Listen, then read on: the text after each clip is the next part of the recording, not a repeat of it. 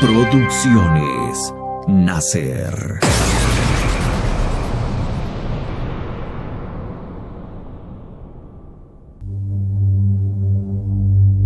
Bastian había leído en los libros historias de muchachos que se enrolan en un buque y se van a correr mundo para hacer una fortuna. Algunos se hacían también piratas o héroes, y otros volvían ricos a su patria, unos años más tarde, sin que nadie sospechase quiénes eran. Pero una cosa así no se atrevía a hacer Bastian, ni siquiera podía imaginarse que lo aceptaran como grumete. Además, no tenía la menor idea de cómo llegar a un puerto donde hubiera buques apropiados para hacer esas arriesgadas empresas. Entonces, ¿a dónde? Y de pronto se le ocurrió el lugar adecuado, el único en donde, por lo menos, de un momento, no lo buscarían ni encontrarían. Un desván.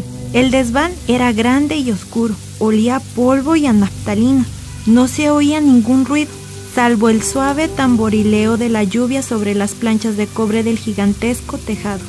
Fuertes vigas, ennegrecidas por el tiempo, salían a intervalos regulares del entarimado, uniéndose más arriba a otras vigas del armazón del tejado y perdiéndose en algún lado en la oscuridad.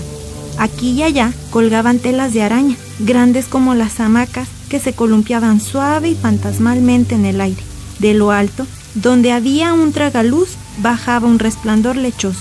La única cosa viva en aquel entorno, en donde el tiempo parecía detenerse, era un ratoncito que saltaba sobre el entarimado, dejando en el polvo huellas diminutas.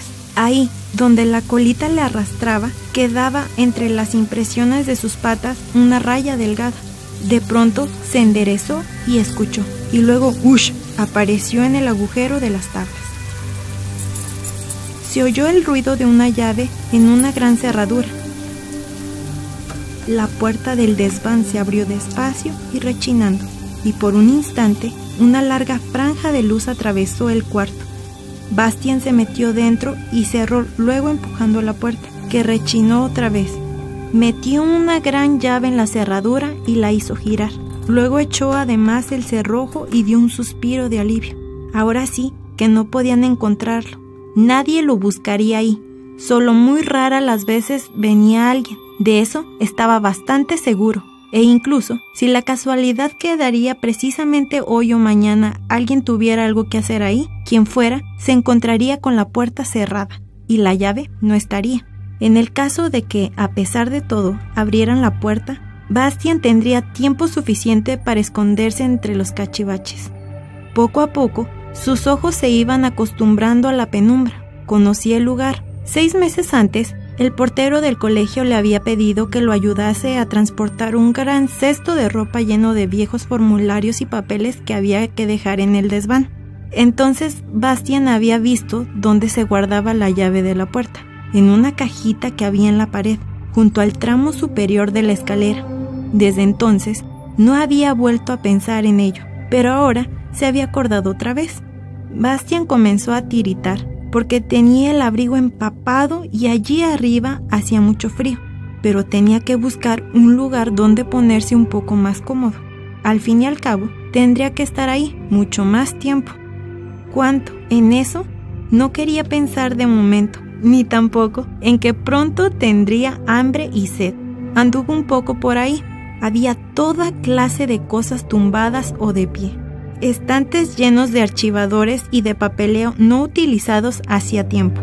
Pupitres manchados de tintas y amontonados. Un bastidor del que colgaba una docena de mapas antiguos. Varias pizarras con la capa negra desconchada. Estufas de hierro oxidadas. Aparatos gimnásticos inservibles. Balones medicinales pinchados y un montón de colchonetas de gimnasia viejas y manchadas. Algunos animales disecados, medio comidos por la polilla. Entre ellos, una gran lechuza, un águila real y un zorro.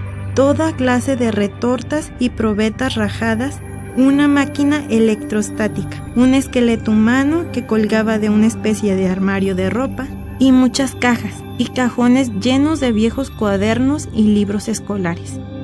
Bastian se decidió finalmente a hacer habitable el montón de colchonetas viejas. Cuando uno se echaba encima, se sentía casi como en un sofá. las arrastró hasta debajo del tragaluz, donde la claridad era mayor. Cerca había, apiladas, unas mantas militares de color gris, desde luego muy polvorientas y rotas, pero plenamente aprovechables. Bastian las cogió, se quitó el abrigo mojado y lo colgó junto al esqueleto en el ropero. El esqueleto se columpió un poco, pero Bastian no le daba miedo, quizá porque estaba acostumbrado a ver en su casa cosas parecidas. Se quitó también las botas empapadas. En calcetines, se sentó al estilo árabe sobre las colchonetas y como un indio se echó las mantas grises por los hombros. Junto a él tenía su mochila y el libro de color cobre. Pensó que los otros, en la clase de abajo, debían de estar dando precisamente lengua. Quizá tuvieran que escribir una redacción sobre algún tema aburridísimo.